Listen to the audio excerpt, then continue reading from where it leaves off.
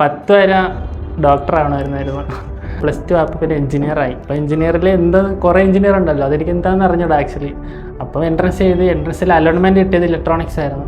അതുകൊണ്ട് ഇലക്ട്രോണിക്സ് അതുകൊണ്ട് ഇലക്ട്രോണിക്സ് അങ്ങ് എടുത്തു. അപ്പോഴാണ് അറിഞ്ഞത് ഇത് ഞാൻ വിചാരിച്ച സംഭവമല്ല.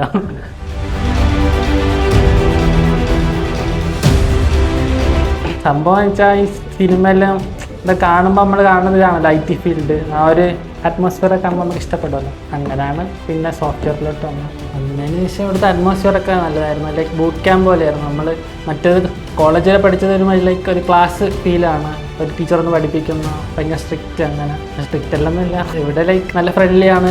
ഇപ്പം നമ്മൾ കോഴ്സ് എല്ലാം കഴിഞ്ഞെങ്കിൽ കൂടിയും പ്ലേസ്മെൻറ്റ് ബാച്ചിലാണ് സംഭവം. ഇതെല്ലാം കൂടെ നമുക്ക് യൂസ് ചെയ്യാനായിട്ട് പഠിച്ചു. എല്ലാം ഒരുമിച്ച് ഒറ്റ പ്രോജക്റ്റിൽ യൂസ് ചെയ്ത് പ്ലേസ്മെൻറ്റ് ബാച്ചിലായിരുന്നു. പിന്നെ അത് കഴിഞ്ഞ വെച്ചാൽ പ്ലേസ്മെൻറ്റ് ഹയറിങ് നല്ലോണം ഹെൽപ്പ് ചെയ്തിട്ടുണ്ട് ആക്ച്വലി.